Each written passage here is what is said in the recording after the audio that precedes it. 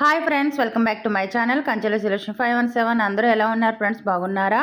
నేను కూడా బాగున్నాను ఫ్రెండ్స్. ఈ లాంగ్ వీడియోనైతే నేను ఎప్పటి నుంచో పెట్టాలని అయితే అనుకుంటున్నాను, కానీ ఫంక్షన్స్ కారణంగా అయితే పెట్టలేకపోయాను. ఇది శివరాత్రి రోజున తీసిన లాంగ్ వీడియో. ఆల్రెడీ నా ఛానల్లో అయితే శివరాత్రి గురించి కొన్ని షార్ట్స్ అయితే తీసాను, కానీ ఇంకా ఎక్స్ప్లెయిన్గా అయితే లాంగ్ వీడియో అయితే చేయాలని అనుకున్నాను. ఈరోజు అయితే లాంగ్ వీడియోకి వీలు కుదిరింది. అయితే శివరాత్రి ముందు రోజే క్లీనింగ్ సెక్షన్ అన్నీ అయిపోయిన తర్వాత ఆ రోజు ఈవినింగ్ అయితే ఇలా బంతిపూలను తీసుకుని అయితే మాలను అయితే కడుతున్నాను. మా పక్కన ఉండే మా ఫ్రెండ్ కూడా నాకు బంతిపూలు కట్టడంలో హెల్ప్ చేసింది. అయితే ఇలాగ శివరాత్రి ముందు రోజే దేవుడి పటాలన్నీ శుభ్రం చేసుకుని ఇలా డెకరేషన్గా అయితే బంతిపూలను అయితే దండలా కట్టాను. అలాగే గుమ్మానికి కూడా దండ కట్టాను. శివరాత్రి రోజు ఇలా పూజనైతే చేసుకున్నాను. ప్రతి శివరాత్రికి నేను ఉపవాసం ఉంటాను. అయితే లాస్ట్ ఇయర్ నుంచి మా పిల్లలు కూడా శివరాత్రికి ఉపవాసం ఉంటున్నారు. నా చిన్నప్పుడు ఎక్కువగా వినిపించే పదం ఏంటంటే జన్మకో శివరాత్రి అని అనేవారు. జన్మకో శివరాత్రి అంటే ఏమిటి, అది ఎందుకని వచ్చిందో అయితే నేను ఈ లాంగ్ వీడియోలో అయితే మీకు చెప్తాను. అయితే సంవత్సరం మొత్తం మీద ఈ మహాశివరాత్రి రోజున ఉపవాసం ఉండి శివయ్యను ప్రార్థిస్తే సంవత్సరం అంతా పూజ చేసిన పుణ్యం మనకైతే వస్తుంది. ఇలా పూజ అయితే చాలా అంటే చాలా పీస్ఫుల్గా అయ్యింది. అలాగే తులసమ్మ దగ్గర కూడా పూజను అయితే చేసుకున్నాను. ఇంటి దగ్గర నేను పిల్లలు పూజను చేసుకుని మేము ఉంటున్న చింతలపూడిలో ఉన్న వేగలింగేశ్వర స్వామి దేవాలయానికి అయితే వెళ్ళాము. మేము వెళ్ళేపాటికి వేగలింగేశ్వర స్వామి దేవాలయంలో అయితే చాలామంది అయితే జనం ఉన్నారు. అక్కడ ఒక హాఫ్ అన్ అవర్లో మాకు దర్శనం అయితే అయిపోయింది.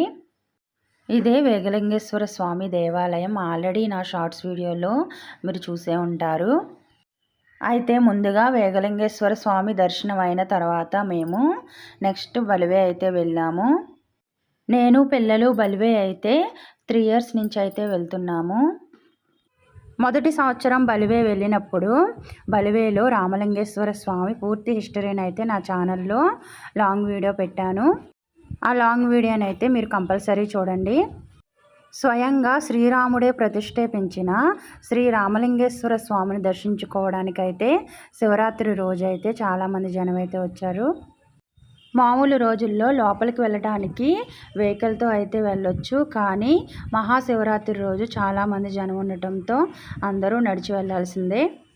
శివరాత్రి రోజు అయితే బస్సు దిగాక ఇలా 3 కిలోమీటర్ల నార అయితే దాదాపు నడవాల్సి ఉంటుంది శ్రీ రామలింగేశ్వర స్వామిని దర్శించుకోవడానికైతే.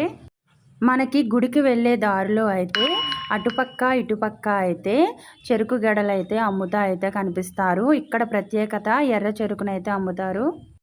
స్టార్టింగ్లో చెప్పాను కదా ఫ్రెండ్స్, జన్మకో శివరాత్రి అంటే ఏమిటి అంటే ప్రతి జన్మకి ఒకేసారి మాత్రమే వచ్చే అత్యంత పవిత్రమైన అరుదైన శివరాత్రి అని అర్థం. అంతేకాదు ఇది కేవలం ఒక పండగ కాదు, మనిషి తన అంతరంగంలో ఉన్న శివతత్వాన్ని గ్రహించి పాప ప్రక్షాళన చేసుకునే పవిత్ర రాత్రి మరియు పవిత్ర రోజుగా కూడా శివరాత్రిని భావిస్తారు.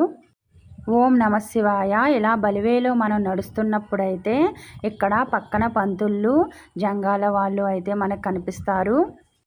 చనిపోయిన పెద్దలకు స్వయంపాకం ఇవ్వడానికైతే ఎక్కడెక్కడి నుంచో బలివేకైతే వస్తుంటారు. ఈరోజు నాకైతే బలివే వెళ్తున్న ముందు రోజు అయితే మా అమ్మమ్మ మా తాతయ్య అయితే కల్లోకి వచ్చారు. అయితే వారసులే స్వయంపాకం ఇవ్వాలని అయితే అన్నారు. అయితే నేను జంగాల వారికి అయితే డబ్బులు ఇచ్చాను. అమ్మమ్మ తాతయ్య పేరునైతే చెప్పుకున్నాను. మనం వెళ్ళే దారిలో మధ్యలో వంతెనొచ్చి ఈ 2 పక్కల మనకి నీళ్లు అయితే కనిపిస్తాయి. ఆ నీటిలోనే ఈ శివరాత్రి రోజు చాలామంది స్నానం అయితే చేస్తారు. మేము ఫస్ట్ ఇయర్ వచ్చినప్పుడు ఇది నిర్మాణంలో ఉంది, ఇప్పటికైతే కంప్లీట్ అయిపోయింది. ఈ వంతెన మీద మేము కొన్ని ఫొటోస్ అయితే తీసుకున్నాము, అవి చాలా బాగా వచ్చాయి. అంతేకాదు మహాశివరాత్రి రోజు ఈ బలివేలో అయితే చాలామంది జాతుల వారైతే కలుస్తారు.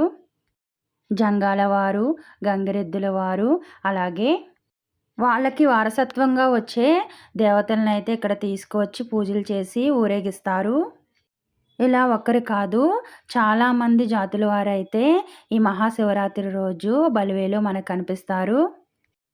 అయితే మహాశివరాత్రి ఎప్పుడు వస్తుందంటే, ప్రతి మాసంలో కృష్ణపక్షంలో వచ్చే చతుర్దశిని శివరాత్రి అంటారు. ప్రతి మాసంలో వచ్చే ఈ శివరాత్రిని మాస శివరాత్రిగా వ్యవహరిస్తారు. మాఘ కృష్ణ పక్ష చతుర్దశిలో వచ్చే శివరాత్రికి మహాశివరాత్రి అనే పేరు.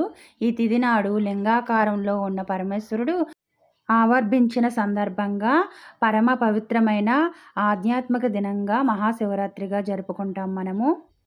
ఫైనల్లీ లైన్‌లోకైతే వచ్చాము. లైన్‌లో అయితే మాకు 5 గంటలు టైం అయితే పట్టింది. లైన్‌లో ఉన్న వాళ్ళందరూ మరియు మేము కూడా ఆ శివనామమే పలుకుతూ అయితే వెళ్ళాము. శివ అనే నామమే అత్యంత పవిత్రమైనది. శివ అంటే మంగళం, శుభం, క్షేమం, భద్రం, శాంతం అనే అర్థాలు చెప్పబడ్డాయి. అన్నిటికీ ఆధారమైనవాడు శివయ్య. అలసిన జీవుడు ధ్యానంలో చేరేది శివ చైతన్య వలయంలోనికే. పరమశివుని ఆరంభం అందరికీ తెలిసిందే.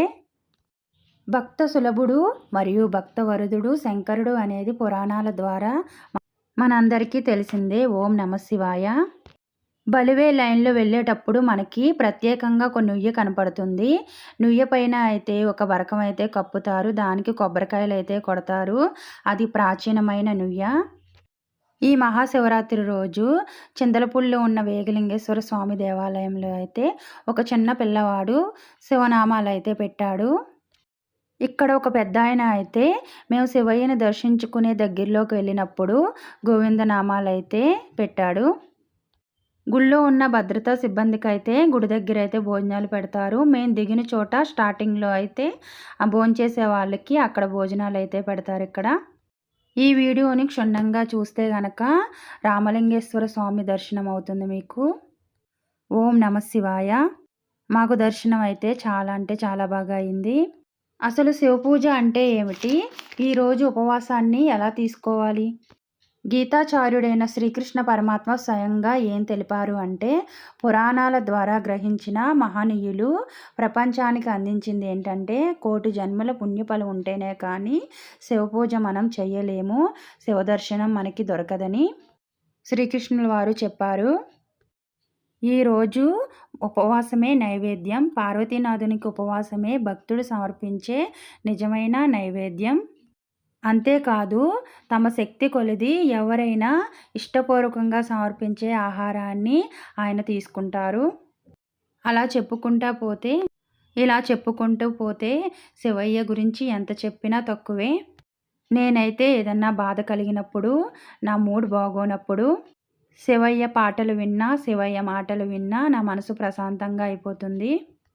శివతత్వం ఉంటే మన కోపాన్ని కూడా కంట్రోల్ చేసుకోగలము.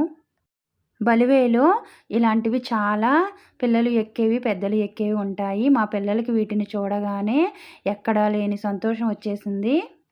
నేనైతే ఎక్కలేదు, మా పిల్లలే ఎక్కారు. సాయంకాలం వచ్చాకైతే దీపారాధన అయితే చేసుకున్నాను. ఓం నమఃశివాయ. Bye friends. Thank you for watching.